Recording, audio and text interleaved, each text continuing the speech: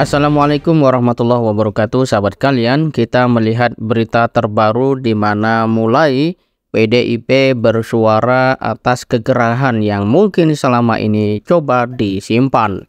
Namun dengan keanehan yang menyelimuti cara berpikir publik yang mempertanyakan kenapa Gibran tidak dipecat sebagaimana PDIP melakukannya kepada Budiman Sujatmiko.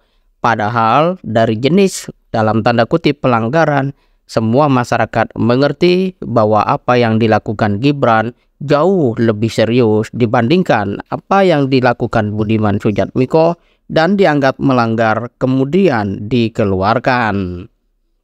Sahabat kalian, ini seperti tribunnews.com sampaikan bahwa Jarod PDIP akui kecewa dengan Gibran.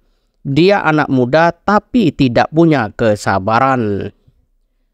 Sahabat kalian, Ketua DPP PDIP bidang ideologi dan kaderisasi Jarod Saiful Hidayat mengaku kecewa dengan Gibran Raka Buming Raka usai menjadi bakal calon wakil presiden mendampingi Prabowo Subianto di Pilpres 2024. Jarod mengakui bahwa Gibran merupakan figur anak muda. Hanya saja putra sulung Presiden Jokowi itu sebagai anak muda yang tidak sabaran. Hal itu disampaikan Jarod dalam diskusi publik bertajuk Positioning PDIP dalam pemenangan Pilpres Ganjar Mahfud di kawasan Matraman, Jakarta, Senin 30 Oktober 2023. Saya curhat aja di sini. Saya kecewa sama Mas Gibran. Bukan apa-apa, dia anak muda. Dia anak muda tapi dia tidak punya kesabaran, kata Jarod. Jarod mengatakan pihaknya dalam menggembleng kader selalu menekankan soal proses yang bertahap, termasuk Gibran yang didorong mulai dari wali kota Solo. Tidak langsung potong kompas karena ada karpet merah misalnya ya, sehingga semuanya ditabrak. Ini contoh-contoh yang tidak bagus menurut saya untuk anak muda. Mohon maaf, contoh tidak bagus jelasnya.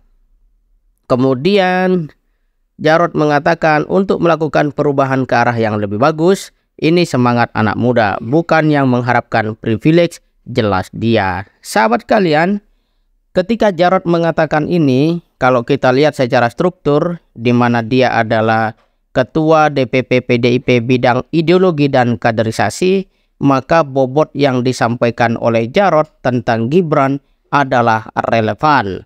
Karena Jarodlah yang memantau sejauh mana kader itu masih kuat ideologinya dan komitmennya terhadap sistem perkaderan.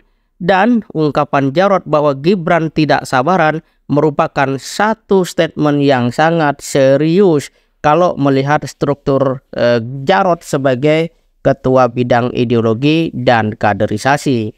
Tidak sabaran itu berarti Gibran termasuk dari kader yang membangkang, tidak taat aturan, dan memberikan contoh ya pembangkangan atau penyelewengan yang oleh Saiful Jarod ya, oleh Jarod itu disebut sebagai contoh tidak bagus.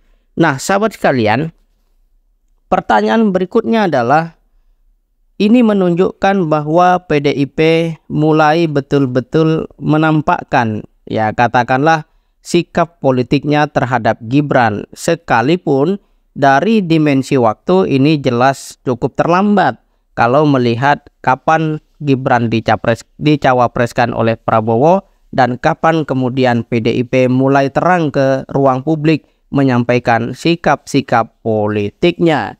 Dan statement yang juga mengatakan tidak sabaran, kemudian pembangkang dan sebagainya, ini juga menunjukkan bahwa PDIP masih belum tegas dalam ranah politik secara total.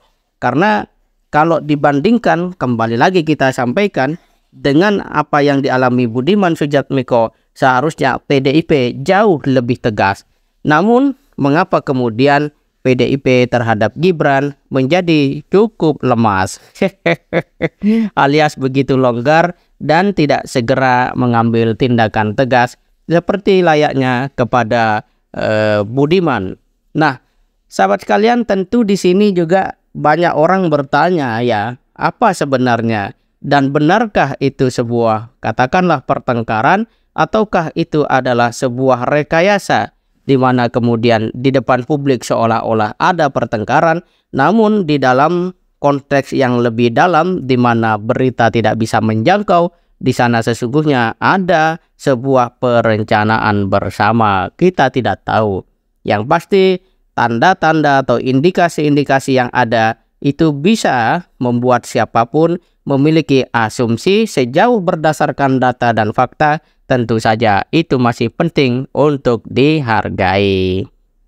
Dan sahabat sekalian, tentu saja kalau PDIP terus-menerus memberikan suara seperti yang disampaikan oleh Jarod ini, lambat laun atau cepat atau lambat, maka Gibran sebagai seorang cawapres dari Prabowo terus tergerus reputasinya.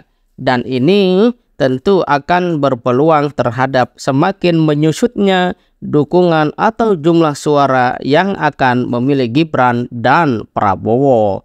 Karena bagaimanapun sebuah statement dan pengamatan rakyat secara umum, apa yang dilakukan Gibran meninggalkan PDIP demi sebuah kelancaran menjadi cawapres dengan bergabung ke Golkar menunjukkan sikap yang memang kurang memberikan respek terhadap tempat sebelumnya yang justru di sanalah sebenarnya Gibran menjadi seorang wali kota.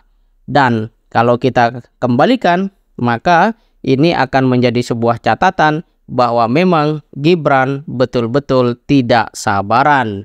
Ya, kalau mau dibanding sederhana saja, dulu bapaknya Jokowi itu wali kota, gubernur, baru presiden. Nah, ini langsung wali kota, tidak ke gubernur, langsung menjadi calon wakil presiden. Ya jelas, di sini kemudian siapapun menjadi bertanya, bahkan bertanya-tanya, lebih jauh bahkan mempertanyakan. Lalu apa yang kemudian menjadi penting bagi kita mengamati berita ini? Ya pertama, kita melihat bahwa etika, komitmen, dan loyalitas seorang partai, seorang kader partai itu adalah hal yang mutlak. Namun belakangan kita justru melihat menjadi kader partai apa itu tidak perlu loyalitas yang jauh. Yang lebih penting sejauh memang memberikan kesempatan walaupun harus pindah partai, semua dilakukan dengan secepat kilat. Tentu sifat-sifat oportunis seperti ini, seperti ini menjadi sebuah hambatan terbesar Indonesia memiliki pemimpin yang punya integritas, punya komitmen, dan tentu saja dedikasi. Karena bagaimanapun tidak mungkin ada orang yang mampu berpikir secara visioner sementara langkah-langkah dan perilakunya sangat-sangat pragmatis. Demikian, semoga bermanfaat. Assalamualaikum warahmatullahi wabarakatuh.